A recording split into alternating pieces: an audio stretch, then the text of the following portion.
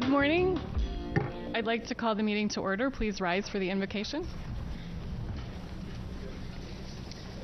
O God, we pray to administer that which is just in all educational policies, being ever mindful of your guidance, stir us to action with love, wisdom, and understanding. The Pledge of Allegiance. I pledge allegiance to the flag of the United States of America and to the republic for which it stands, one nation, under God, indivisible, with liberty and justice for all.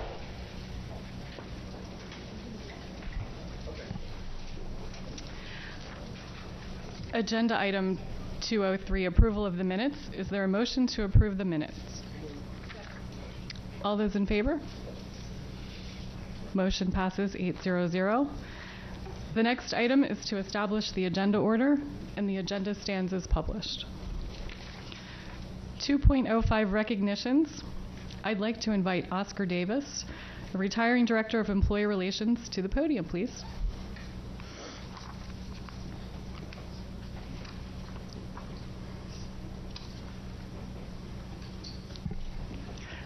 Welcome back. Thank you. Oscar, we wanted to take a few minutes just to recognize you for your nearly 18 years of service to Anne Arundel County Public Schools as our Director of Employee Relations most recently. Oscar, you were the perfect negotiator for all of us. You're even keel, and nothing seems to ruffle your feathers. And we're really going to miss you, especially this year as we enter into full book negotiations. We have a plaque that we would like to present to you. But before I do that, I wanted to give some members of the audience the chance to come forward and say a few words as well. I think, is it Richard or Bill?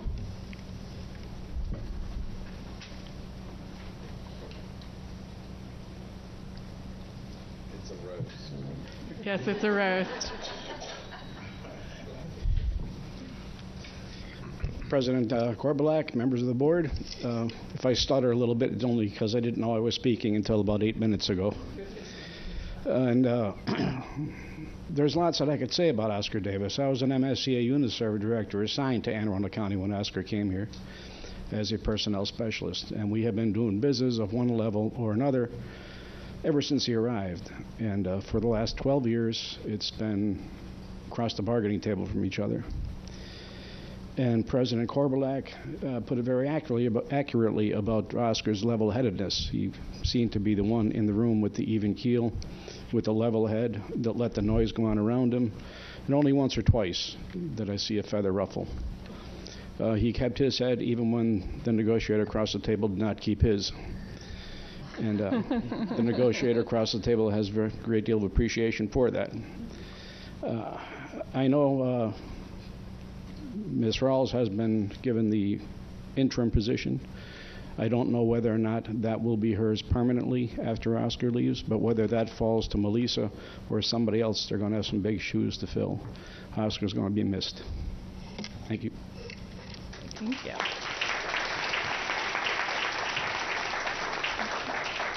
Will, did you want to come up? A little birdie told me you did.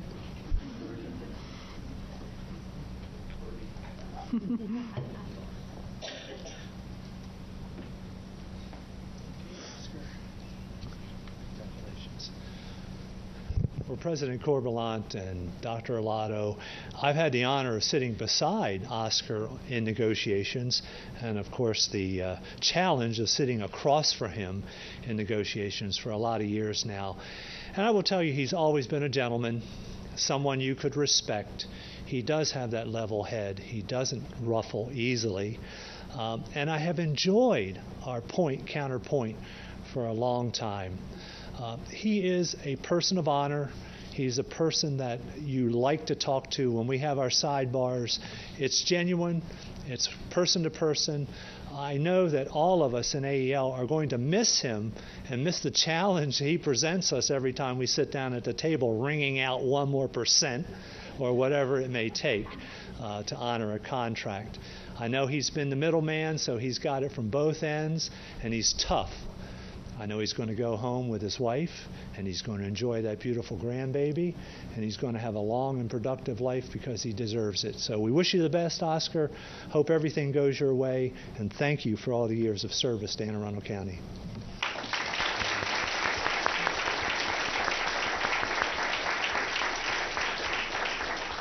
Is there anyone else that would like to come forward? I didn't have any other. Oh.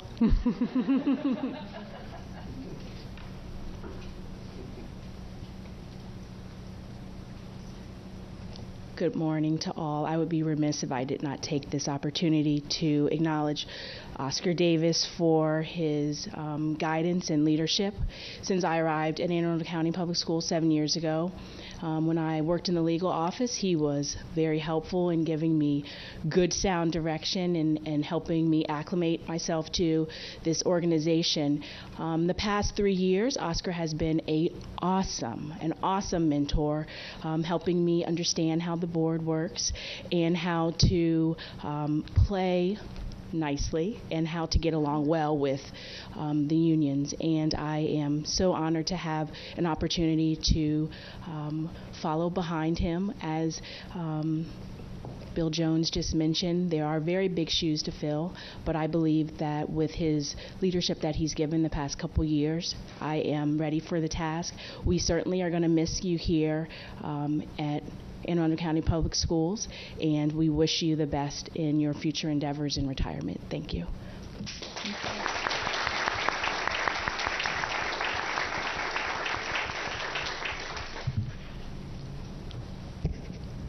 Madam President, Dr. Olato, board members, for the record, my name is Oscar Davis.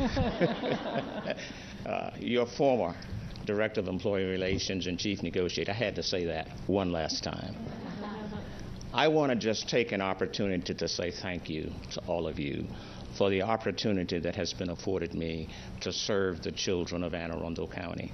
As I look around the room, I see lots of folks who have been very helpful along the way, and I say thank you to them as well.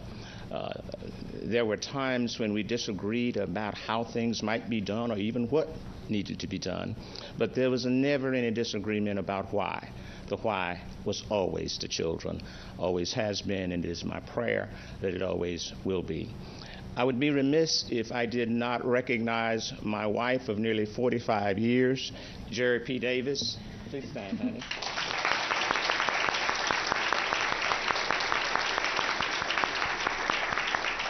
She's been there through it all, through the good times and the challenges, and I thank her for her patience and for her perseverance that we have at this point.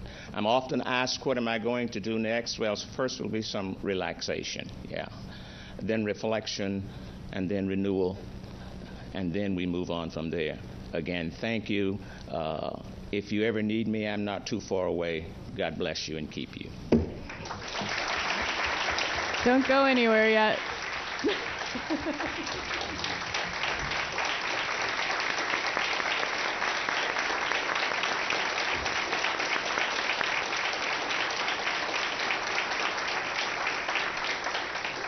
know we have to take a picture, so we'll ask you to come up. Okay.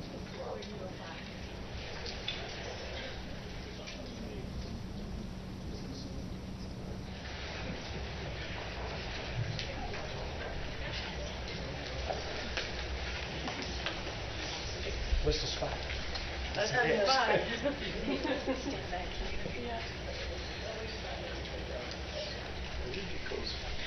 We'll have to get closer for pictures. Oscar, it says certificate of recognition presented to Oscar Davis with sincere appreciation for more than 17 years of service to Anne Arundel County Public Schools and for your tireless efforts as the board's chief negotiator. Congratulations on your retirement. Thank you.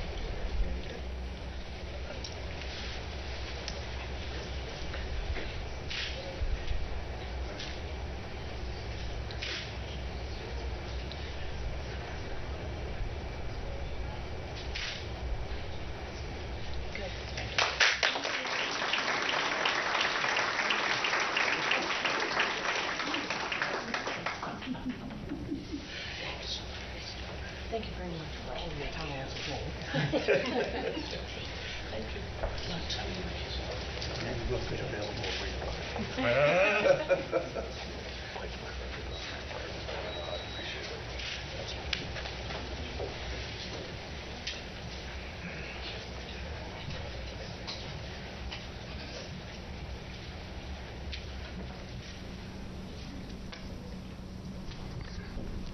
The next item on the agenda is 2.06, Educator of the Month, Mrs. Ritchie. Good morning.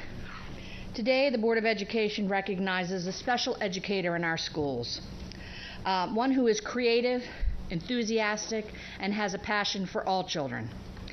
Whether he is supporting a student with disabilities, a non-disabled student, a student with multicultural considerations, or a student who is less advantaged, Alex Byland of Marley Middle School embraces all students in his programs.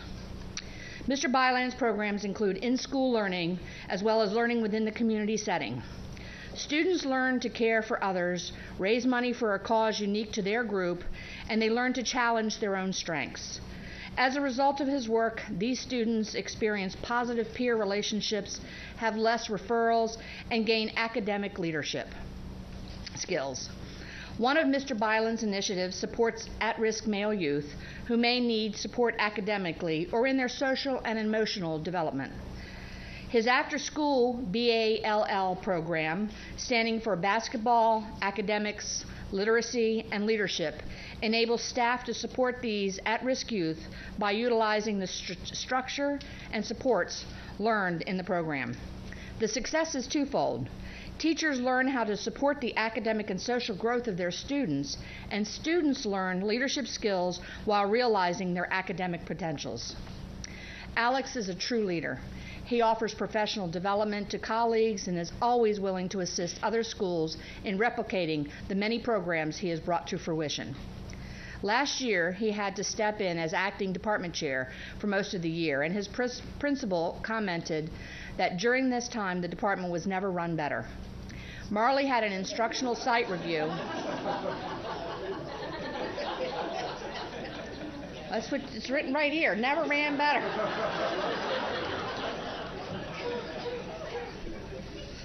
I only read what I'm told to read. Marley had an instructional site review where the co-taught classes were evaluated in 13 categories. The evaluators congratulated the principal on having the highest scores in the county. This was a first and was directly related to Mr. Byland's leadership. Mr. Byland is a role model for his colleagues. He demonstrates his ability to be thorough in his educational responsibilities and demands. His students raise money as a way to give back to the community. Fundraisers like the Polar Bear Plunge take place at the school level. The Wounded Warriors play the basketball team to create community awareness of those living with disabilities while demonstrating there are no boundaries on success. Alex, in the words of your principal, you are clearly beloved by your students and certainly by parents. They see a man committed to helping, not judging. Staff feels the same way. As we begin a new school year, Marley Middle is once again blessed with your skills and leadership. Would you please come forward so that the board can recognize you as Educator of the Month for September 2014? Congratulations.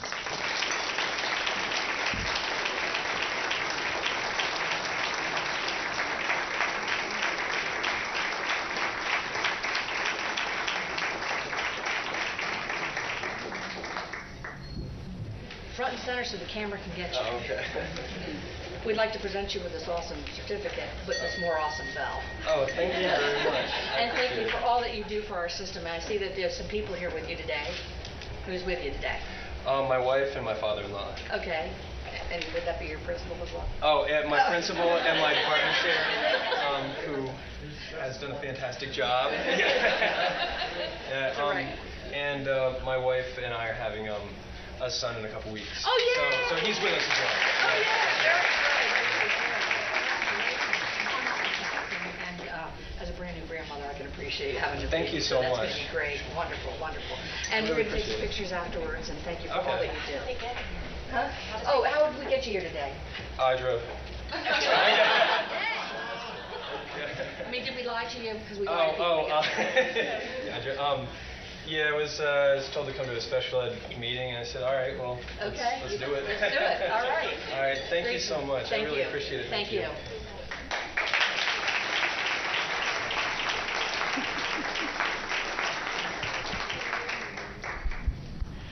The next item is 2.07, Employee of the Month, Mrs. Birch. Thank you, Ms. Korbelak. When one of the endorsers of our Employee of the Month for September was asked to describe this employee, she commented, "She is everywhere, all the time. I don't know how she does it." And not only is she everywhere all of the time, she's made a tremendous impact in a very short amount of time at Seven Oaks Elementary School. Madeline Miller came on board as a behavioral assistant just 2 years ago, and since that time she's made a marked difference in the lives of the students and the staff at her school. The entire school population agrees that Maddie Miller is a keeper. Miss Miller can be described in one word: tenacious. She has spent tireless hours immersing herself in the fabric of the school and building relationships with students, teachers, and parents. In communication with the school counselor and school psychologist, she developed social stories books where her students are the main characters in a story, including a storyline and pictures. This practice has made an enormous impact on students' behavioral issues because as the child reads their own personal story, they're reminded of appropriate behaviors and they act accordingly. Maddie's show of support for her students stands out loud and clear. She sits in on 504 meetings, IEP meetings, and parent conferences. She is the go-to person when a student is having difficulty controlling his temper. She diffuses the situation with her excellent interpersonal skills and follow-through. She's certified in CPI training and has been valuable in helping high-need students control themselves and make good choices. As an educator, Ms. Miller conducts herself with the highest degree of professionalism. She holds her students accountable for their actions while demonstrating how much she cares about them. She speaks articulately and clearly with parents, which results in making the parent a partner in the success of their child. Ms. Miller has an owner's mentality when it comes to her work ethic, her commitment to students, staff, and to the parents. She was even selected to present at the countywide Learning Lab in-service, and her talents were immediately recognized by a behavior technician who came to visit. Maddie Miller, Seven Oaks Elementary is a better school because of your service as Learning Lab assistant. The school's discipline referrals have decreased as a result of your proactive approach to helping your students. Your positive relationship with students, staff, and the community have contributed to our county goal of eliminating the achievement gap. So for these reasons and many more, the Board of Education is pleased to recognize you as Employee of the Month for September 2014. Congratulations. Would you please join me up front?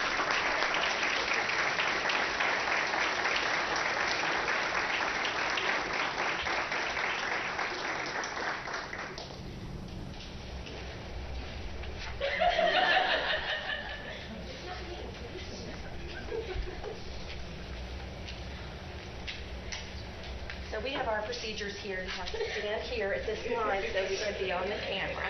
Congratulations. Thank you. How did they get you here today? Because apparently you didn't know about this. No, they told me I was coming to a learning meeting. Well, okay, this is a learning lab meeting. You're behaving very, very well. We're very proud of you. And we are very proud of you and for all that you do for our kids. This is our certificate for you. Thank you. And this is a bell that has your name on it that you can put in your classroom. Perfect. Thank you. Which is, I know, much smaller now because you have a much cozier space. And so we know how they got you here. They lied to you. And who came with you today? I have my principal, Denise Levitine, our reading teacher, Nikki Levy, our guidance counselor, Teresa Elam, my mother, my grandmother, and my sister. Who surprised you? You didn't know that they knew about this, did you? No. Well, okay. Well, I'm glad that we were able to thank you for everything that you did today and for all that you do for our kids. So congratulations. Thank you so much.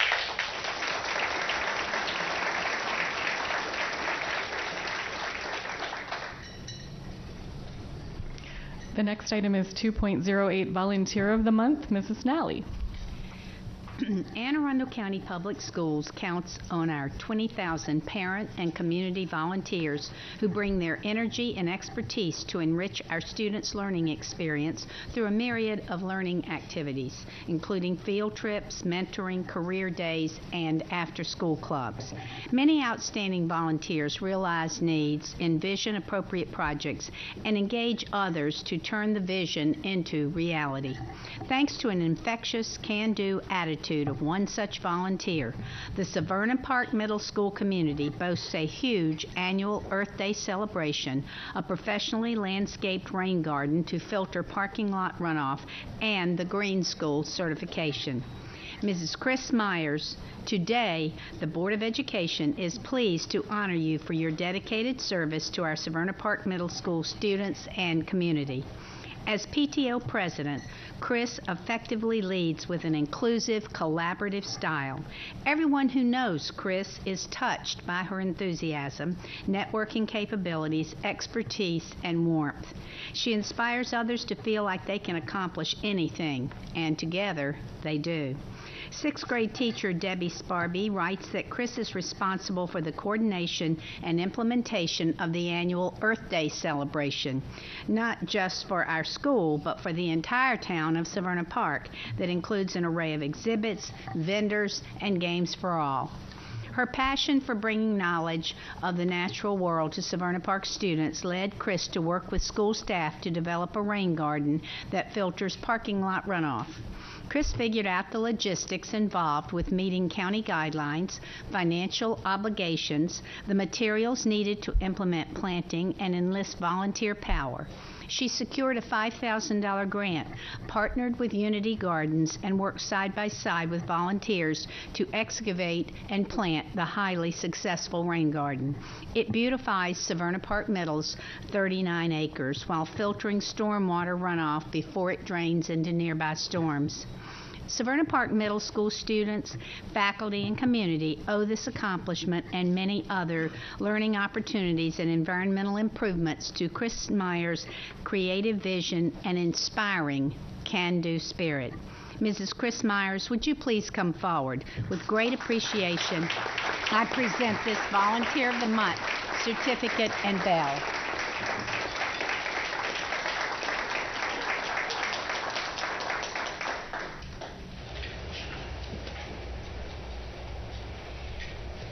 Congratulations. Thank you.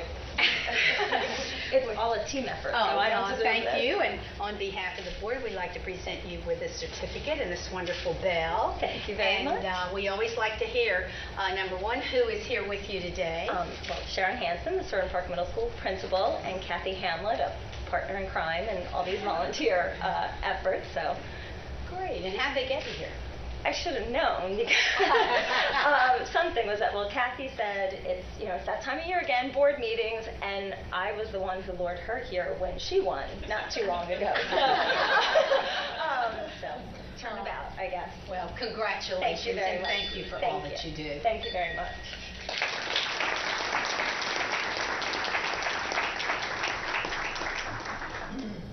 We'll be taking a short break in a few minutes so that the educator, employee, and volunteer of the month can get their pictures taken out in the lobby, so don't dash off quite yet.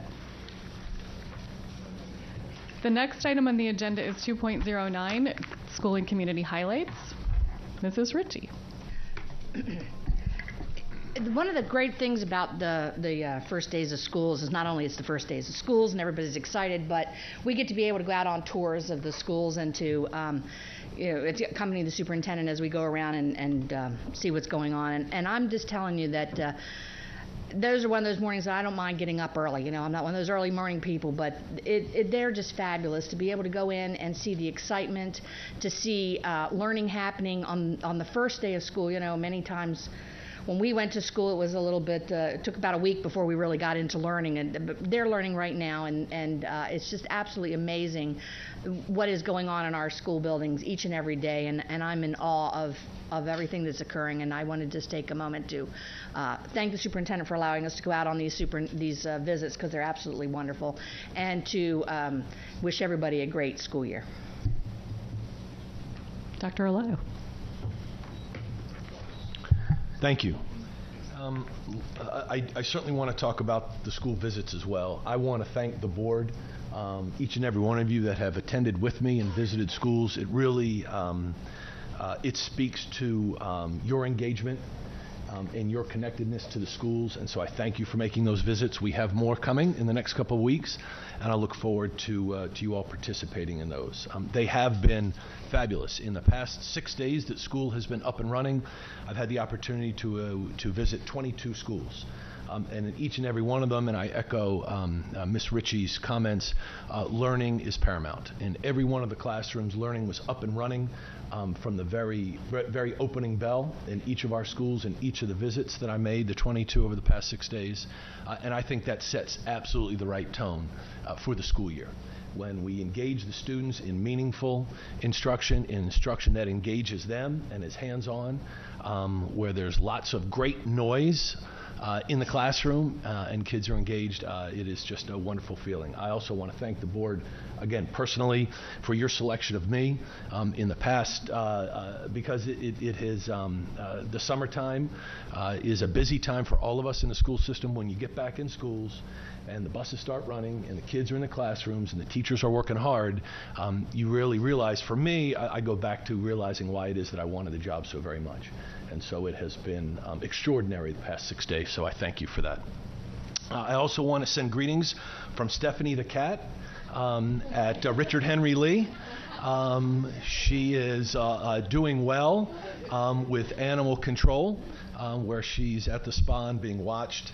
I also want to thank all of my Twitter friends who were relentless over the weekend regarding the cat and the capture of said cat.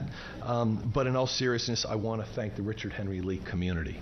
Not an easy weekend, not an easy time on Friday as we went through the process, but it was the right decision and the right thing to move forward for our students and our staff and that community. I want to thank the parents and students and staff again at Richard Henry Lee for being patient and working through this task. And I also want to thank Animal Control and our partners in Anne Arundel County Police and others that assisted us, and certainly want to thank our facilities and maintenance team that spent countless hours over the weekend working to resolve this issue. So again, thank you, and I'm looking forward to a wonderful year. I want to echo those sentiments, just being able to get out and see all of the schools in action, and also watching Dr. Arlato in and amongst the students and the faculty just reminded all of us why we chose you to be our superintendent. And I want to thank you for a smooth opening so far. I also wanted to thank Richard and Bill for the invitation to come to the TAC picnic and join the employees there before schools open. It was a nice celebration, and the rain held off long enough to celebrate. And also Teresa Tudor's office for a wonderful back-to-school expo at Abundant Life Church. Item 2.10 is the CCAC report.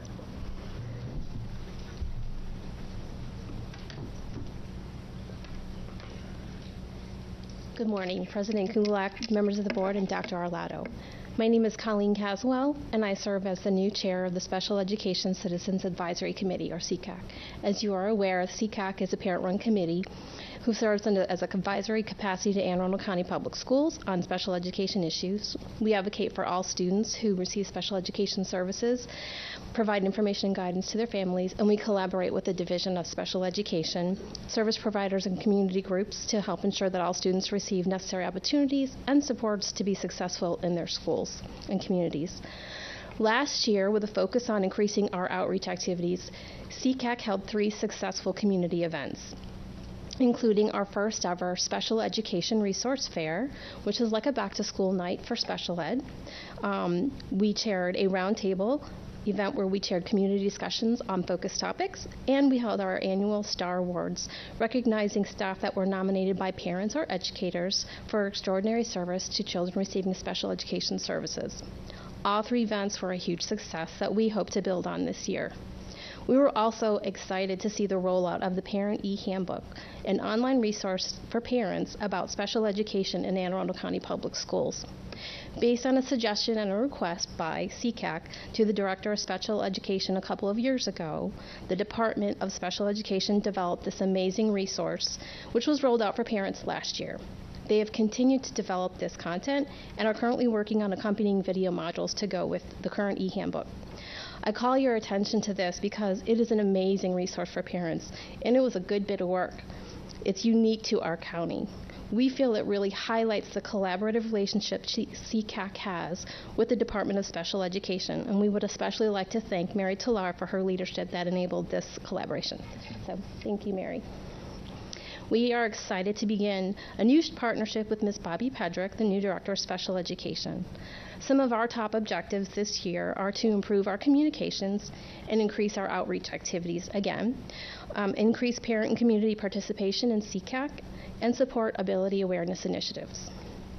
CCAC will hold several general meetings this school year, each of which will have a speaker to present a topic of interest to our CCAC members and stakeholders. Our meetings are generally the second Thursday of each month at 7 p.m. here. We welcome anyone who has an interest in special education services in Anne Arundel County to attend and participate. This month, instead of a general meeting, we are holding our second annual Special Education Resource Fair on 30 September from 5:30 to 7:30 at Severna Park Middle School.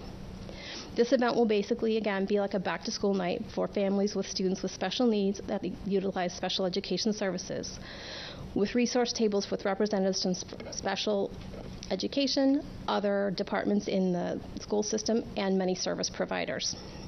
We look forward to welcoming some of you at one or more of our upcoming events, and also invite you to visit us online at aaccac.org. Thank you for this opportunity to share information with you about CCAC, and as always, thank you for supporting our mission to ensure students who receive special education services are provided with opportunities to achieve their full potential. Thank you. Thank you. Ms. Chaudhry? I would just like to touch on the school and community highlights portion. I know we passed it, but I wanted to also thank Dr. Arlotto for allowing me to go with you on board visits. I got to go Monday the 25th when all the elementary schoolers and some of the middle schoolers and some of the freshmen were going back for their first day, and it was really amazing to see. We visited elementary schools that day. We visited 4 elementary schools, and we also went to the commencement ceremony at Annapolis Elementary, which, by the way, is a beautiful school now. If you guys get a chance to see it, it's really great. And I also wanted to say I had my first day of school on the 26th, so right after I did school visits, and it was great. And I want to thank South River High School and Mr. Myers, who, by the way, is here right now. So we had a great first day of school also, so thank you. And thank you to the staff for putting it together. We're going to go ahead and take a brief recess in order to do pictures for our awardees, and we'll be back.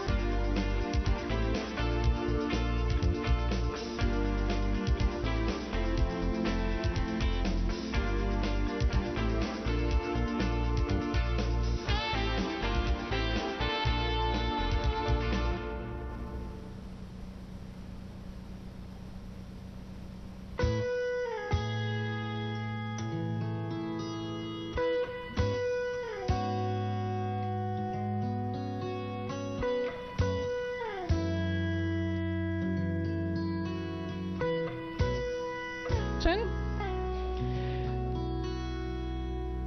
Item not on today's agenda may offer testimony during this public comment portion of the meeting. Speakers will be allotted 3 minutes each. The board asks that comments remain civil and appropriate for the various audiences that may be watching or viewing the meeting. Student-specific and personnel matters are confidential and cannot be discussed in this forum. This time is intended for speakers to voice their opinion and not necessarily as a question and answer period. Speakers may pose questions, but answers will be counted toward the 3-minute allotment. For the record, please give your name before speaking. Handouts should be given to our board assistant. I'll call those who have completed cards first, grouped together by subject matter, and others who wish to speak may then come forward. You're welcome to stand at the podium or speak from the chairs, whichever you prefer. I have 4 cards. Jonathan Boniface, Valerie Lenichin, Chris Stelzig, and Julia Walsh, and Julie Hummer.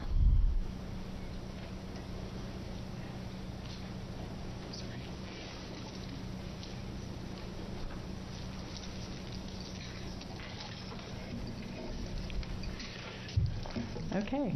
Good morning, President Korbelek, Vice President Nally, Superintendent Arlato, and the members of the board. My name is Jonathan Boniface, lead organizer of Build Crofton High School. I'm sure you all know of our efforts very well by now. We've stood here many times. With a new school year comes new data. Over and over, we have testified about the rapidly approaching capacity problem facing our county's high schools. Each July, the hardworking employees in the AACPS Planning Office publish future capacity projections in the Educational Facilities Master Plan. And each year, those numbers grow larger and larger. At your last board meeting, COO Alex Sheknovich testified that the total number of students in AACPS schools increased by over 700 students, or as he put it, 1 to 2 elementary schools worth, from June to August of this year. Here are a few numbers from the latest Educational Facilities Master Plan that project what lies ahead for our county. In the year 2023, total high school enrollments are projected to be 1,459 seats over state-rated capacity, 1,050 of which come from Arundel, South River, and Meade high schools, the 3 schools that service West County. These numbers are after this summer's net gain of 435 seats of state-rated capacity in our high schools. The facilities plan also stated for every high school, and I quote, enrollment is projected to increase significantly over the next decade. All 12 schools.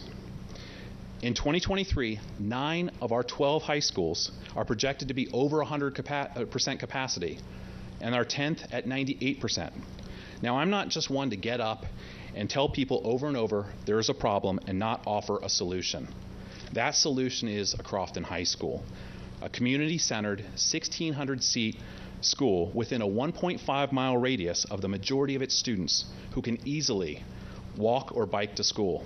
I've even drawn up a redistricting plan, which I would be more than happy to share with you. In fact, I have, one that would provide a significant head start for any future redistricting committee. I've thoroughly researched the IAC formulas and methodology as it pertains to the public school construction program, and a Crofton High School meets the criteria and the funding formula. But the first step is to add a Crofton High School to the 6-year capital improvements program list. Add a Crofton High School to the CIP, and we, Build Crofton High School, will be your advocates at the County Council, the State House, with the County Executive's Office, and all the way up to our next governor to get the school funded. There is support from all those places now because they see what we see. Dealing with the capacity problem is the path for our county's prosperity. That path to continued prosperity begins with a Crofton High School. Time is running out. Thank you very much for your time.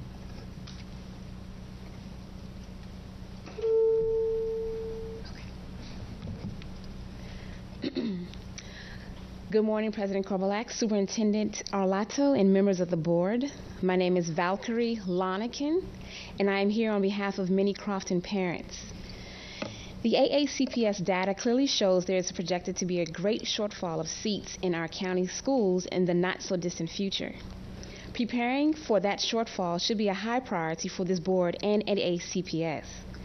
When your own data shows projects 9 out of 12 high schools over capacity for a total shortfall of 1,459 seats, that is when you should already be planning on adding capacity.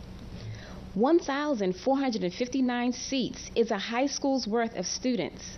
But instead of adding capacity by adding an additional high school, you instead are planning to tear down the old mill complex that last year housed 3,802 students and still had an additional 770 seats of state-rated capacity available. Does that even make sense? Where is the logic in that sort of planning? Our lawmakers and politicians at every level on both sides of the aisle don't see the logic in it. When looking at the AACPS numbers and projections, they see what we do. That an additional high school is vital to the future prosperity of Anne Arundel County. Education spending accounts for 51% of the county budget. There is a reason for that. It is because schools are a key part of a county's success and prosperity. Overcrowded schools drive families to live elsewhere, and with them, income tax revenue. Overcrowded schools drive down property values, and that drives down property tax revenue. Less revenue means less money for county services. Maintenance of effort will protect your operating costs, but the money to fix what had gone wrong will be hard to come by. There will be less money for police services, fire departments, libraries, and public works. Problems with our county schools and the reputation of our schools can have a ripple effect throughout the county. This is why we have support from almost all of our country's lawmakers. This is why a Crofton High School will get funded if you add to the 6-year capital improvements program list. Only AACPS and this board can start the process of building a new public high school. The county council and county executive can't do it. It all starts here. Crofton is the ideal place for an additional high school. You own the land there. There's existing water and sewage infrastructure, and the site is adjacent to the arterial roads. Now is the time to solve this capacity problem. Thank you. Is Chris Stelzig and Julia Wash still here? Okay.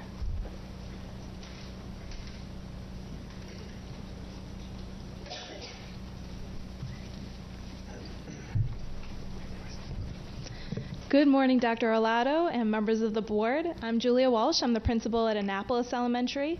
And we just came today to express gratitude for the funding of our new elementary school. We want to thank you all. We know that many of you were at our ribbon cutting ceremony on Monday. It's a beautiful new facility, and I have with me a very proud parent, Chris Stelzig, with a message from some of our students. I wanted to come today just to sort of bring our conversation to a close, or to a circle maybe, that's a better way to put it. I first came before this body probably 10 years ago when there was first talk about closing Annapolis Elementary School. I was back here a couple years ago when there was talk about putting that parking garage there, and successfully we defeated that with your help and support. So I guess I'm really here on behalf of all the hundreds of parents that came before me, the parents that are there now, and probably the thousands of parents that are to come, just to thank you for this show of support. It was really inspiring to hear from those of you who were there on, what was it, Monday. A week ago? About Monday. Just there, I mean, real emotion. I didn't know you went to 22 of these things. That was, and the fact that you were there, and it was, unless you put on a good act, it was really important. Well, maybe you do. But it really, because I talked to the kids afterwards, and it was really inspiring to them to have this show of elected, appointed, and just, the leadership of the county coming forward. So, again, thank you. So on behalf of the parents, the staff, and the students, once again, we just wanted to express our great thanks and gratitude, and we do have a poster that the students of Annapolis Elementary made for you.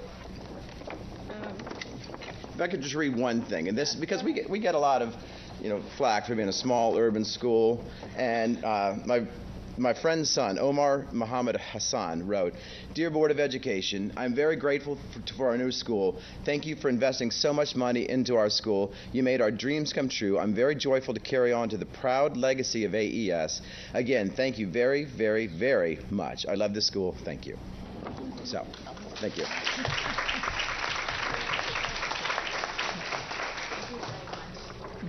Thank you. Thank you. Thank you. All right, thanks, Julie. Thank you.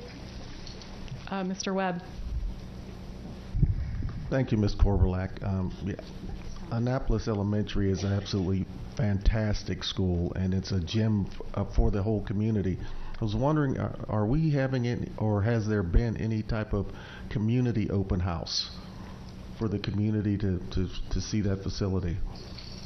Well, on the 25th, that was for the whole community. They can come view the school. And then, of course, we have our back to school night, which is on the 16th. So that's for our private school parents and families. Fantastic. Thank you. Thank you. Mrs. Hummer.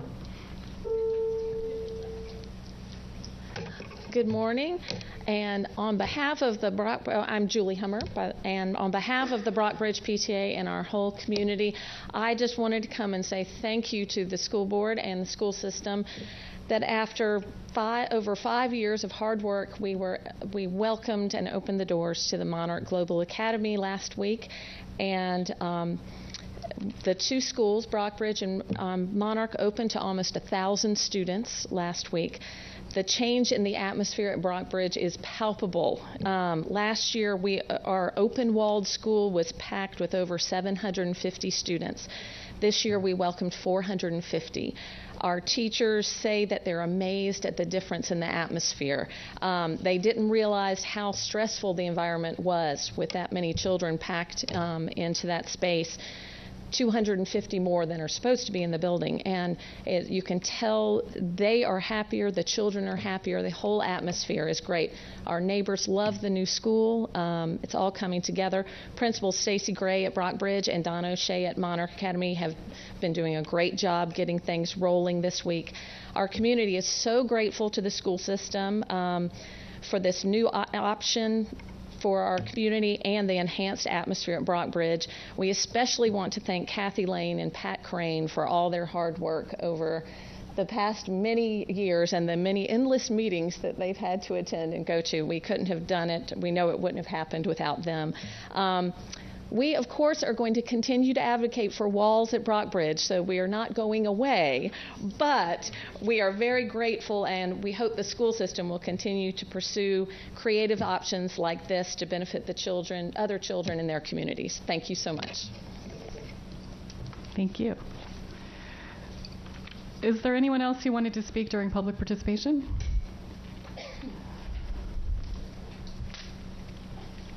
And could you complete a card when you're finished? I'm sorry? Could you complete a card for us when you're finished, please? Sure. Thank you. My name is John Creasy. Good morning, board. I'm not very well prepared for this, as you might see by my attire, but it's the importance of this to me might tell you what got me into a situation where I'm talking publicly, which is not exactly my strength. I think there's a glaring lack in the educational process in Arundel County, and it comes through by not having teaching for a second language, starting at the elementary level. I think that as this world has gotten smaller, we become more ethnocentric and egocentric, due in a large part because our children are being given less education than ever in everything from geography to language, and the language would make a huge difference. I know the immediate reaction to that is, give me a break, we barely have enough money to expand the schools, as we've just heard, or do any number of things that are there already in the program. But this, to me, I consider as critical, if not more so, than how many kids are in a schoolroom. Let me just knock off a couple of phrases that are in this article that I had, that we're living in a world that is increasingly global, especially in our own country, quite multicultural. Introducing second language for a child as early as possible because of their flexibility in learning those things. Increased cognitive flexibility, executive function, which helps a child ignore distractions and focus on whatever is relevant. Higher scores on standardized tests. Influences child's ability to regulate their emotions and impulses, reduces bullying, becomes more tolerant, equips to handle ambiguity, reading and verbal skills go up. And, my grandfather died in his 90s. And till the time he died, because of his memorization in geography when he was a student, which is quite some time ago now, when he heard something on the news, could not only know where that country was, but also knew the countries around it. And I would submit that the same thing holds true with languages. You know, as students learn something, they're going to learn about other kids. They're going to be more interactive with a variety of students, and down the road it's going to make a huge difference in where we go to war, or how we deal with illegal quote-unquote immigration and all those issues that are coming to face us. And there are ways of doing this that are financially possible if we think outside the box, and that's why I'm here. Thank you, Mr. Webb. Thank you, Ms. Korbelak. Mr. Creasy. Yes. Thanks for coming. I wholeheartedly agree. When I was first stationed overseas, the first European joke I heard was, if you know 3 languages, you're trilingual. If you know 2, you're bilingual. If you know 1, you're American. And that was the attitude overseas of most folks. Correct me if I'm wrong, Mr. Superintendent, but we do have language programs now at the elementary level and the primary years programs. That's correct, and I wanted to respond again. Thank you for sharing your concerns with us. We do teach languages, second languages at the elementary school level. We have 8 PYP programs and soon growing to 12. Each of those programs focuses on a language and focuses, as you and in your comments, and very well made, again, thank you, revolve not just around language, but getting to know the culture and seeing themselves in a larger world. And that's what the primary years program, middle years program, which feeds into our IB program, is really all about. And so the language is taught on the elementary level. We're teaching French, we're teaching Italian, we're teaching German, we're teaching Spanish, and Chinese. But so where? Those are building and we can, with your contact information, I'm going to have somebody get in touch with you so they can share the schools specifically, but those numbers are growing. It's not across all 79 of elementary schools, but we're building them in clusters that then feed into middle schools that have those languages, and eventually the high schools and the IB programs. Because I have a 7-year-old daughter, as strange as it might seem, who is not at one of those schools. And we can share that list. So with your contact information, thank you. If you fill out the card, I'm going to have somebody from the Advanced Learner Program get in touch with you. Thank you. Thank you.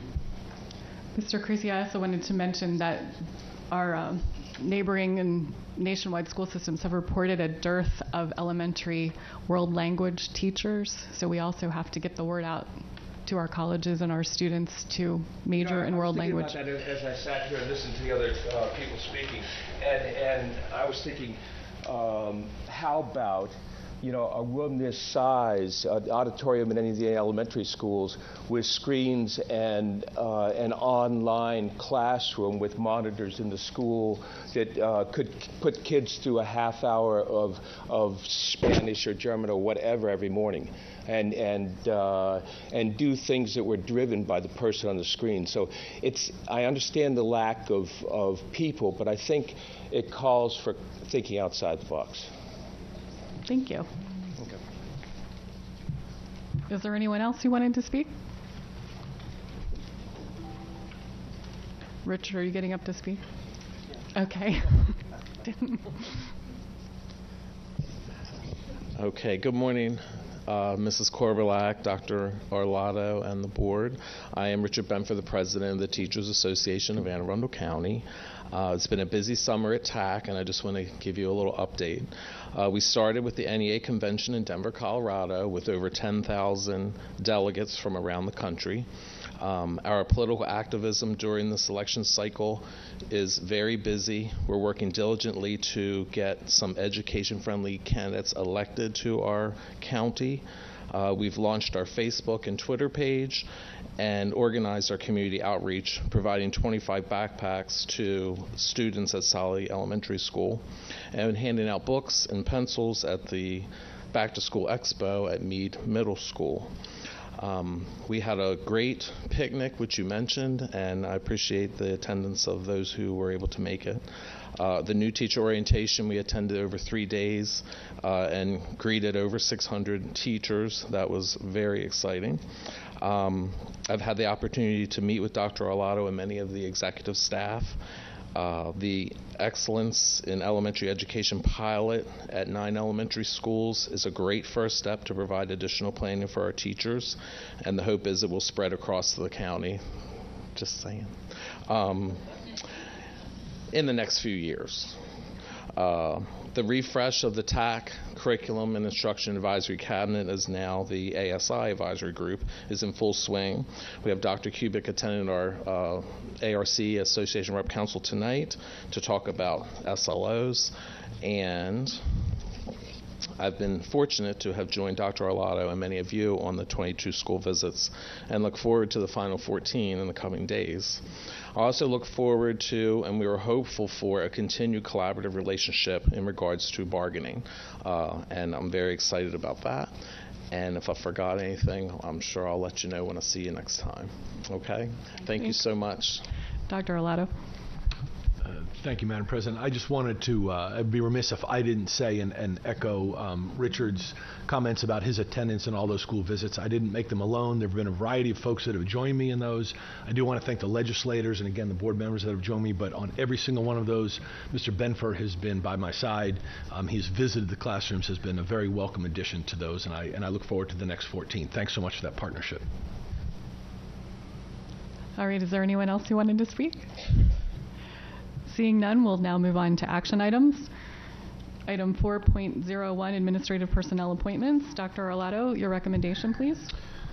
I recommend that the personnel listed on the attached sheet be promoted and or appointed. Second. Is there any discussion? Seeing none, we have a motion on the floor that's been properly made and seconded. All those in favor? Opposed? Abstentions? Motion. Would you like to be 4? Okay. Motion passes 800. Item 4.02, Personnel Appointments. Dr. Arlotto, your recommendation? I recommend that the board approve the actions as stipulated on the attached sheets. Is there any discussion? All those in favor? Motion passes 800. Item 4.03, Superintendent's recommended fiscal year 2016 capital budget. This is an information item only. Do we have a presentation? We indeed do, yes.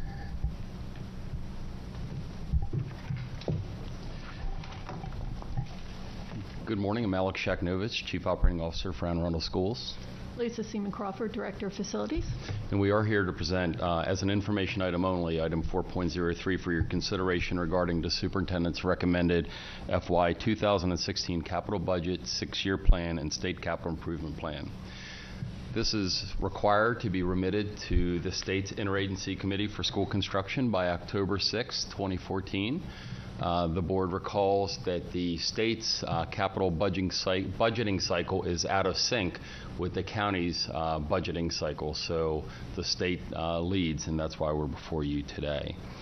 There will be an in-depth Board of Education workshop focusing on the capital budget and a CIP scheduled for 6 p.m. on September the 16th, 2014, which will allow us an opportunity to provide you a much greater depth of information and time for robust discussion and answering of any questions you might have at that time.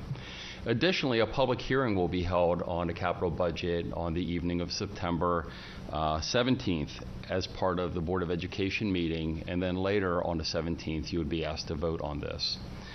By way of reference, and as a few closing comments, our capital budget request being recommended by Superintendent Arlotto is in fact for $163.4 million, of which $123.1 million will come from the county government, if fulfilled, and $40.3 million of it will come from state resources. So if you can allow me just to briefly orientate the board to the pages that you have in your exhibit, and again we'll have much more time to review these at our work session. So the very first page in the exhibit is in fact our one-year FY16 capital improvement plan in its totality, and you see it's listed in the priority order of the superintendent for FY16. As a frame of reference, we're providing you the FY15 priority order list so you see where we were and where we're heading. You will notice some numbers missing in the FY15 column. Most notably, you'll see number 12, 13, 14, et cetera, missing. And that's simply because projects like the wonderful Annapolis Elementary School we just heard about today have been completed or paid off, or others like Mills Parole. We do have all the funding, and Ms. Crawford's staff is working mightily hard to bring those to closure. So the projects that are missing on purpose, and that's simply because they've been funded and paid off and moved on. The next page in the exhibit then disaggregates the superintendent's request into two different columns. It specifically itemizes the amount of money by each line item appropriation, what we're requesting of the county and what we're requesting of the state. The third page of your exhibit is that 6-year plan, the multi-year plan that signals to our funding partners not just what our intentions are near term, but allow them to plan for what may be coming in the out years over the horizon. But that does not obviously have any implication on the current FY16 funding year request. And the final page of your exhibit is simply the state and only the state's apportionment of the capital improvement plan and provides them that level of detail that they need. So with that, we'll conclude our presentation. And again, we do look forward to the evening of the 16th when we can spend much more time on this item. Mr. Jackson. Thank you, ma'am. Just remind us, just for the record, to help me. I know 12 through 15 you were talking about Annapolis Elementary School, Mills Parole Elementary School. What were the other three? Do you remember those? Sure. It was, in addition to that, Lothian Elementary School and Crofton Elementary School were completed, as well as Rolling Knolls. Rolling Knolls has a current year request, but the other ones, so it was Annapolis Elementary School, Lothian Elementary School, Crofton Elementary School, and Mills Parole were the ones that are missing. 4, got it. Okay, and then in the 6-year CIP, we often have the strategic conversation of the next high schools, which right now we're focusing really on Severna Park High School, and then on the 6-year plan we've got Old Mill High School, and we've kind of been talking about that for a while. What's the next high school that's out there after Old Mill High School? And I know it doesn't show up necessarily on this exhibit, but I'm curious, have we thought that far out? I'm sure we have, but do you know what that school is? Well, certainly we've had a lot of discussions around that.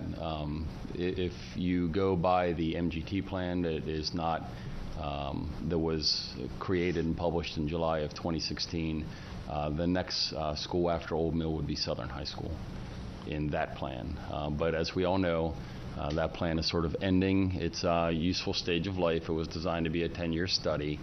So by the 2016 time frame, it would be advisable for us to have completed another study to better inform the superintendent and the board on a going forward basis. And that study naturally would not only look at our existing facilities, but look at opportunities for or needs for new facilities. Okay. Thank you very much. Is there any public comment? Okay. The next item on the agenda is item 4.04, fiscal year 2015 comprehensive maintenance plan, and this is an information to action item. Do I have a motion to move this item from information to action? So moved. All those in favor? We now have an action item. Dr. Arlato, your recommendation, please. I recommend the approval of the fiscal year 2015 comprehensive maintenance plan. Is there any presentation? Yes, just a brief one.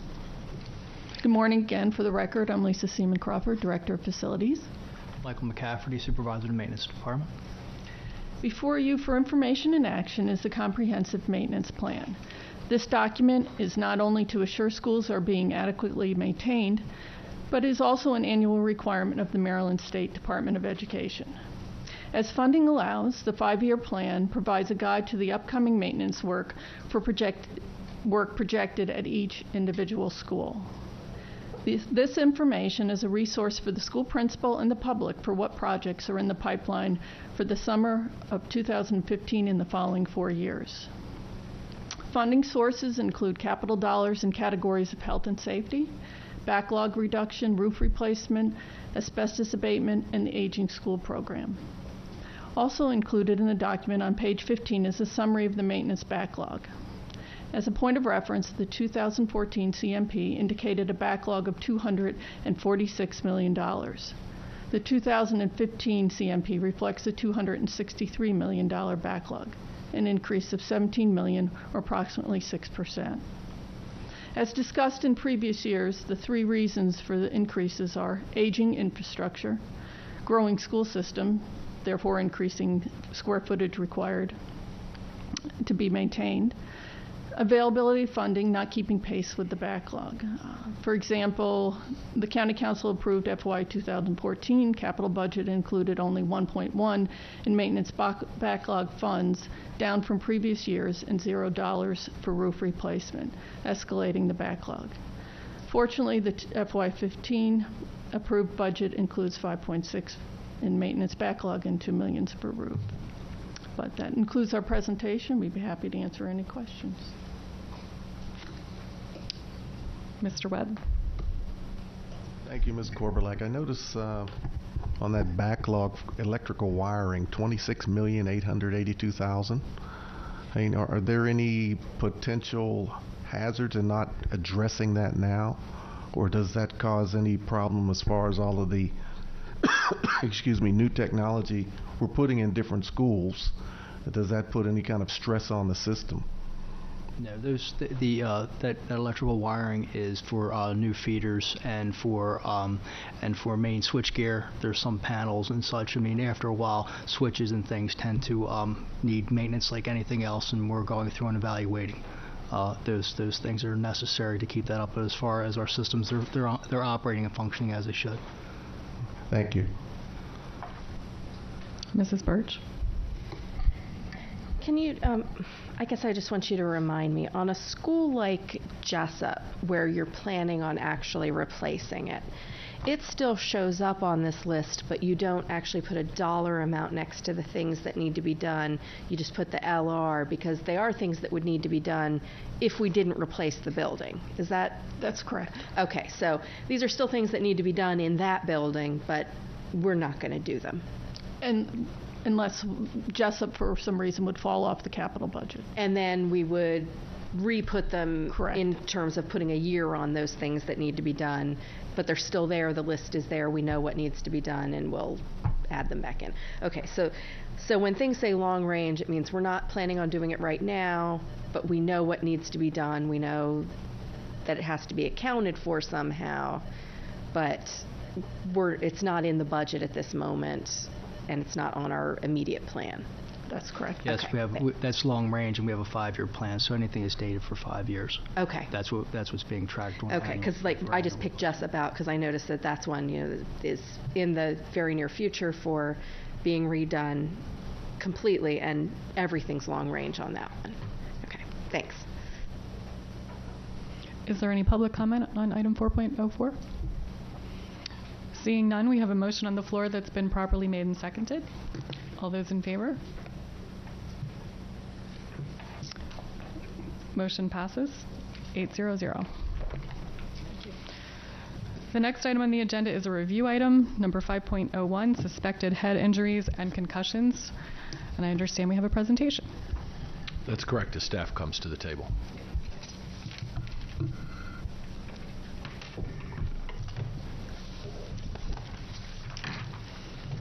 Good morning, President Korbelak, Dr. Arlotto, and members of the board. For the record, I am Jessica Kutchis, your Legislative and Policy Counsel. We will provide brief introductions and then start our presentation. Hi, my name is Karen Siska. I'm the Director of School Health and Support. Gail Cicero, Director of Student Services. Brian Lehman, Athletic Specialist in the Office of Athletics. Patrick Bathurst, Principal at Serna Park High School. We are here today to give you some updated and additional information regarding our efforts around concussions and head injuries. During the February 5th board meeting, the board passed a new board policy for suspected head injuries and concussions, and the superintendent developed a regulation to implement this policy. This topic was one of great interest and discussion by both the board and the public at large. The policy and regulation are very helpful in guiding our principles and procedures when faced with students with suspected head injuries and concussions. However, there are more efforts, programs, and strategies beyond what is defined in the policy and regulation that we would like to highlight for you today. As a part of this informational presentation, Karen Sisko, Director of School Health and Support, will share with you the impacts of a concussion from her firsthand experience. Gail Cicero, Director of Student Services, will highlight some communication and professional development efforts around these issues. Brian Lehman, Athletic Specialist, will provide some of the strides the Athletics Department has made around head injuries. And finally, Patrick Bathurst, Principal of Severna Park High School, will share how his school has effectively implemented a Return to Learn program. Hi, as I said, I'm Karen Sisko, the Director of School Health and Support. 19 months ago, I was diagnosed with a mild traumatic brain injury, a concussion. It didn't occur from a car accident, falling, or playing sports. I actually had people coming over for dinner, was just straightening up around the house. I was in the living room and hit my head on the mantle over the fireplace.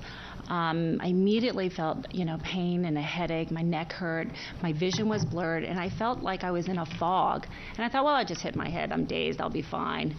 Well, instead of my symptoms getting better, they actually started to get worse. Light and sound bothered me. I felt dizzy. I had to hold on to things when I walked because I knew if I fell, I could possibly further injure myself.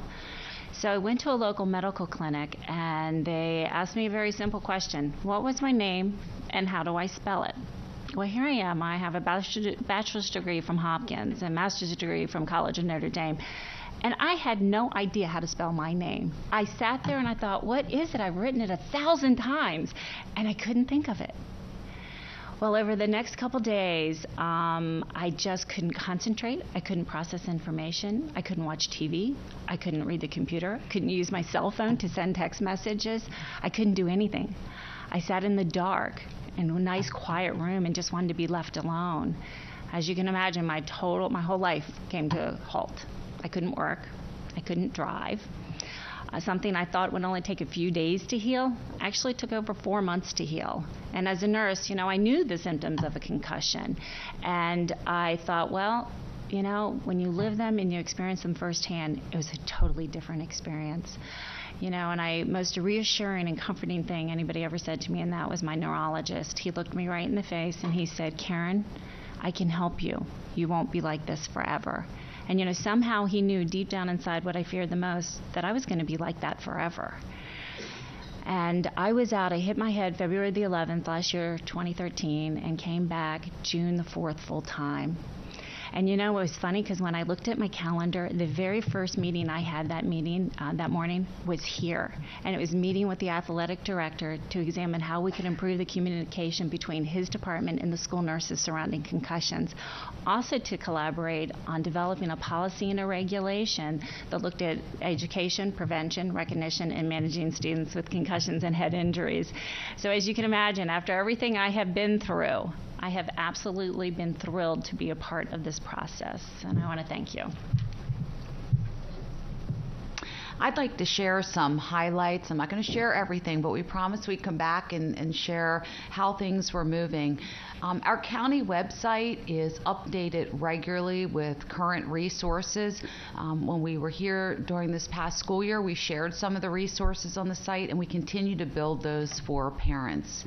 Also this year in the parent handbook, we added a section on if your child has been diagnosed with a concussion. That's not been a section that we've had in prior editions, and we thought it'd be another place, again, to help with our outreach to parents. We have a television show this year in Student Services called At Your Service, hosted by Susan Love and Christy Padermo.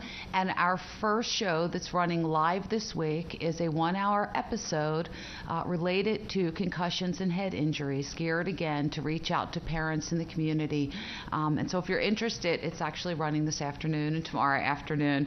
But Karen and Brian were both guest speakers on our show, and I heard it was a great success. This next piece is a work in progress. This is the cover slide for a 90-minute webinar that Karen Siska and I developed and will be delivering in October. This webinar is for all staff in Anne Arundel County Public Schools. You may or may not know we have an electronic system where staff sign up to take professional development, and they get their credits and they keep a transcript. Well, when we do our live run for this How to Support Students with Head Injury and Concussion, it will be archived, and any staff member in Anne Arundel County Public Schools can go on and take this webinar. And there will be a blog link set up to it so that they can also post questions, which will be immediately emailed to Karen and I, and we can respond personally to any staff member who has a question about how to support a student coming to school, working with head injury or concussion. So we're doing our practice next week, our live run in October, and if anyone on the board is interested in participating, we absolutely would welcome that. Please reach out to us and we'll provide more information. What's important about this is that at the beginning of the school year, when it's the perfect time to educate teachers about what they could do in their classroom, they're also busy setting up their classroom and planning lessons. And they may not have a student all year. It may be January when a student walks in and they need to figure out how to support them. We call this just-in-time information. Sometimes you need it in that time that it's going to have some relevance to you. So our counselors, our psychologists in the schools can say to them, let's go on. Did you know you could log into this session? And there's some resources for you. And so we'll be able to provide it when they need it and when it's relevant, not just have folks sit through a meeting when it doesn't have any importance to the work they're doing. So we'll let you know how that goes. Finally, the health department has crafted a series of newsletter articles which we'll be working to get out to our principals after school is well underway so that they can pick and choose as appropriate and include in their newsletters as just another way to inform parents and staff and students about head injury and concussions and safety. So we'll let folks decide what works for them and which newsletters to include those for parent reading. In August, Dr. Goya, who is the pediatric neuropsychologist and the chief of pediatric neuropsychology at Children's Medical Center and teaches at the GWU School of Medicine, that's a mouthful, came and delivered a 2-hour training to all of student services, health, psychology, social work, pupil personnel, school counseling. He allowed us to tape that for our intranet sites. We'll be able to share it with all other interested parties in AACPS.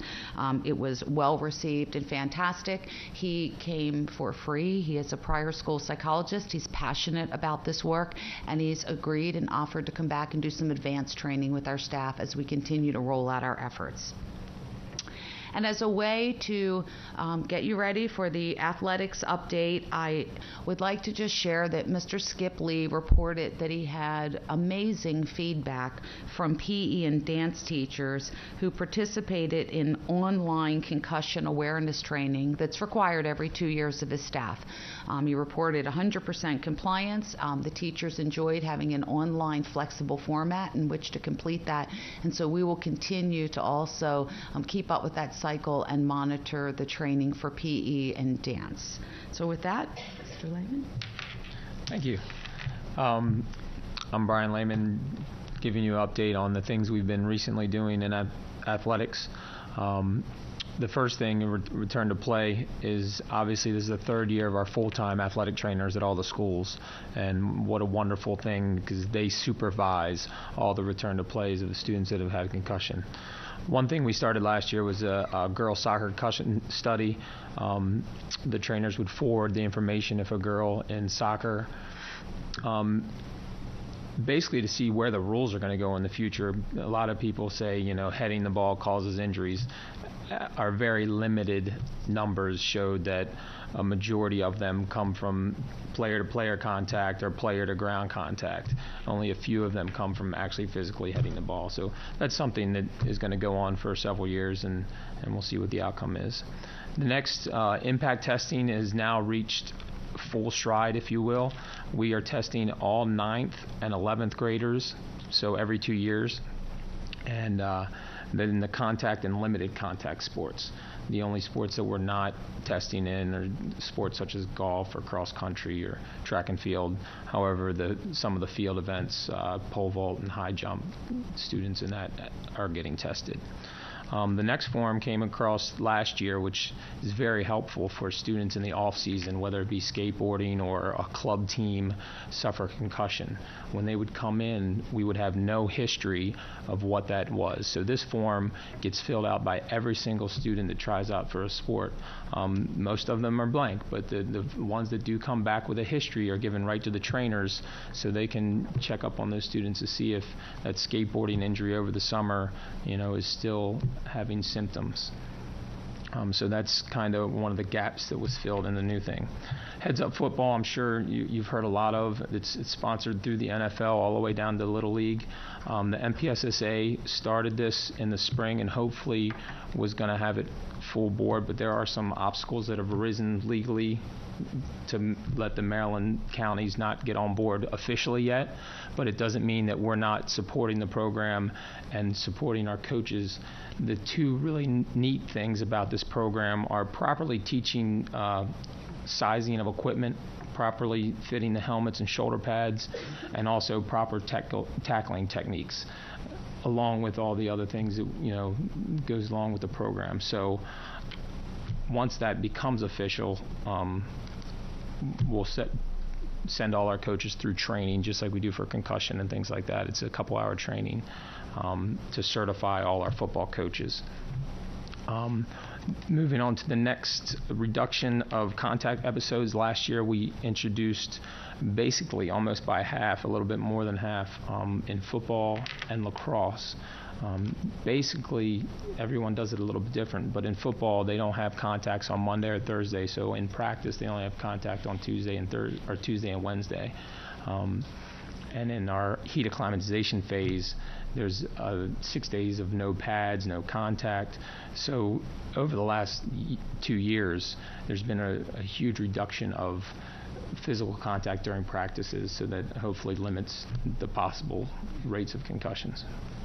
And the final thing to make you aware of, every year, Dr. Morganti and the AAMC has been putting on a annual youth sports injury conference. I just spoke with her last night. The 6th annual is going to be on February 11th, and we have partnered with them and Park and Recs, and they have a 2 or 3 hour presentation of doctors and trainers and medical staff that really just updates the public on sports injuries. I'm turning it over to Baptist. I'm going to present on the return to learn. The idea is obviously after the student has suffered a concussion, whether it's athletics or otherwise, the return to school and to their learning and program. So the idea is that I created a return to learn form, and this is used at Serenum Park High School. I've also shared this with all my high school colleagues across the county, and they use a similar protocol or if not the same form. And the idea is to educate the educator.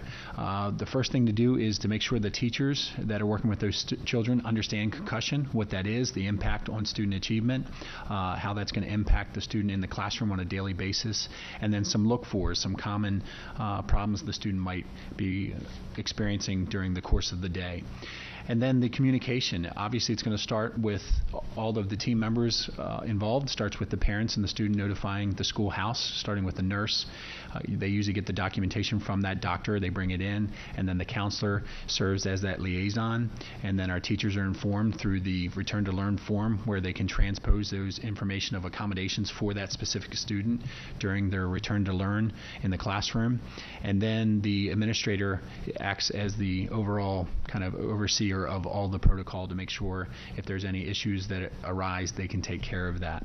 And the key point for what we do with parents and students is we stress if you're back on the playing field or if you're back into normal, regular activities that is deemed appropriate by your doctor, then the Return to Learn, those accommodations stop in the classroom. You can't be back on the field and then still getting those accommodations because obviously you're still suffering from symptoms from that concussion. So basically, in summary of the form, Communication is key at all levels to make sure all stakeholders are involved to support that student. Recovery is quick and safer when the student receives that consistent message. Teachers and counselors, trainers, everybody involved works as a team to help that student through the return to learn. The accommodations should allow the core information to be taught and learned for that student, and then other accommodations are made in that classroom, whether it's exceptions to assignments, exemptions of assignments, modified assignments, or extending due dates and those kind of things. And then the big thing with the teachers we stress is the healthy appearance from a student who's concussed. You can look on the outside and the outward appearance could be you look fine, but inside obviously it's a brain injury and we can't see totally what's happening in that brain of that child. So the idea is to be very cognizant of that. And then concussion management is also 100% individualized. Every student who suffers a concussion will go through their individual protocol based on what their symptoms are, how long it's progressing, and then also the timeline that's associated with that. And then speaking from personal experience, lastly, I had 2 sons who last fall, football and soccer, suffered their own concussions, and they did use the form at Serenno Park High School and Serenno Park Middle School, and the teachers and staff and counselors and administrators did a great job of accommodating my own sons and working through their concussion. One of them lasted 2 weeks and the other lasted a month. So you just never know how long it's going to take. Even with my youngest, that outward appearance, I looked at him and said, "You're fine. You can start back in a couple days," but obviously the doctor says otherwise, and we defer now because we've learned so much and been educated so much on concussions nowadays. Thank you for that presentation. Mrs. Birch. This is particularly for Mr. Bathurst. Have you gotten a lot of, or any, pushback from your teachers who are having a hard time accepting the accommodations for the students because they do feel like the student is probably okay? Because I know with your one son, it taking a month for him to get better. I understand sometimes, the kid might be okay for the 6 hours at school, but they can't go home and do homework. The 6 hours was as much as they could do. Have you had problems getting your teachers to accept that? No, I think the biggest thing was we did a whole faculty presentation on educating the educator about return to learn, what a concussion is, the look for is, the seriousness of it, and then the accommodations and how to work with the student on that. And then a lot of our teachers are obviously parents themselves, so a lot of them have had their own child who's been concussed, so they understand the seriousness of the accommodations and how to do that progressively. Okay, and so how are we making sure that we're doing this consistently across our schools? So that form that I use and created, it has been shared with all my principal colleagues, and they use that form or that protocol, this very similar protocol, the same way. Mrs. Ritchie. Thank you all very much. And you made an important thing. They look healthy. How many times have you pulled into a parking lot and somebody's getting out of a car with a handicap tag and they don't look sick? We don't know what's going on inside, and so it's really important for us to understand that also people who may look well may not always necessarily be, as well as one child took 2 weeks, one child took a month, months for you to recover. So everybody recovers on their own path, and they don't always recover at the same rate because it depends on the amount of the injury and so forth. So it's real important that we just continue to raise awareness, and we also need to make parents aware. And so I'm really glad to see all of that stuff on the website because we've had some issues where parents who are like, get in there, tough it out, you can do this and so forth. And so making sure that we're standing, firm and saying, no, we have to have the release, no activity, and is really good, and ensuring that we're going to allow kids to heal as well as can be done. Mrs. Nally. I asked this because at a previous board meeting some months ago, Dr. Graw came and gave a very excellent presentation, and I knew him from Davidsonville back when. Has he been involved or at least shared any of this? Because I know he's very interested in this process and understanding what the schools are doing, especially in the elementary. He's shared concerns. Has he been contacted or involved in any way? I have spoken with Dr. Grawl, and we have gone over, and I've talked to him about our protocols and things that are going on. So yes, I have spoken with him. Oh, good. Thank you very much. Dr. Arlato? Finally, I want to say thank you to the team. This is a great example of a lot of hard work, but bringing a group together from various aspects. And interestingly enough, it was brought together wonderfully well by Ms. Kutchis as she directed us in rewriting the policy and regulatory language involving the health department and school nurses, school counseling, athletics, certainly the principals and others. And so it's a great example of that kind of teamwork on behalf of our students and schools. And also it is the personal stories, I think, are very compelling. And as we get more of those personal stories out, and we've had to deal with them ourselves, whether it's our children or folks that we know, is very compelling. Ms. Nally and others, as our teachers work with our students. I know that I had a nephew this past spring getting ready to graduate from high school in Atlanta, and he suffered a concussion playing lacrosse, and he didn't graduate. He did not get cleared to return to learn, and he didn't graduate that spring. He had to go back into summer school to finish his calculus and physics, and he graduated in the summer, but it got to a point he could not get back in school comfortably and was not cleared to return to learn. So it's those personal stories. So I thank you for all of your hard work, for your teamwork on this. We are certainly within the state and around the country, but definitely within the state, a leader in this, and it's because of your all's hard work and leadership. So thank you. Is there any public comment on this? Can you come up to the podium, please? Thank you.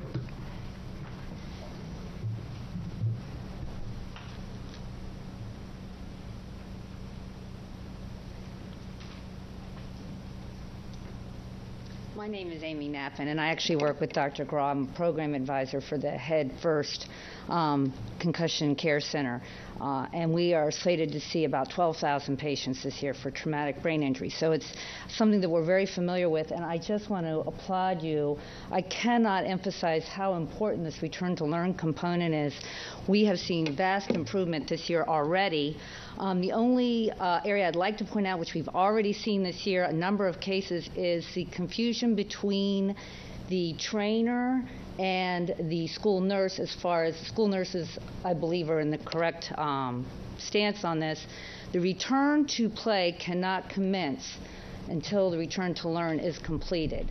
And very oftentimes we get students who get through this return to learn protocol, and the minute they get out on that field, they're starting to be symptomatic again. And it can take, as you stated, Mr. Bathurst, months and longer.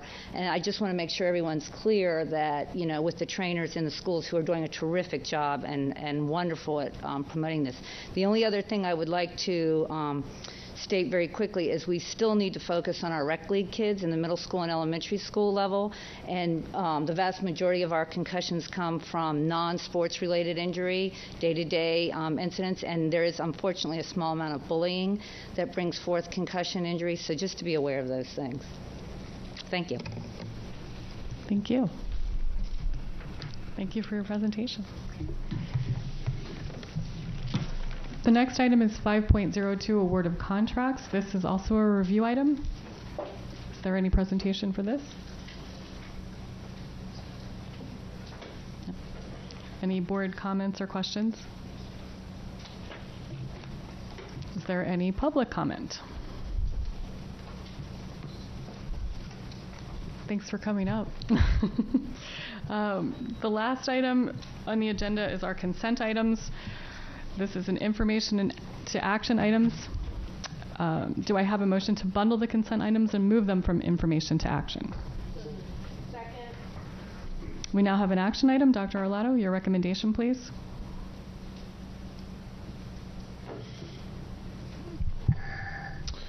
I recommend the approval of contracts 6.01 through 6.05 inclusive. Is there any discussion? Any public comment? We now have an action item that's been properly made and seconded. All those in favor? Motion passes 800. I just have a couple of announcements before we conclude this portion of the meeting. The board will hold a workshop on the FY 2016 CIP and capital budget at 6 p.m. on Tuesday, September 16th, and the public is welcome to attend, but no public testimony will be taken. The next policy committee meeting is Wednesday, September 10th at 8:30 a.m. Here in the boardroom, and then the next Board of Education meeting is Wednesday, September 17th at 7 p.m., inclusive of a public hearing on the FY 2016 CIP and capital budget. Mrs. Nally. Yes, I'd like to move that we go into closed session to discuss the appointment, employment, assignment, promotion, discipline, demotion, compensation, removal, resignation, or performance evaluation of employees, or officials over whom this public body has jurisdiction, or any other personnel matter that affects one or more specific individuals, and to conduct collective bargaining negotiations or consider matters that relate to negotiations.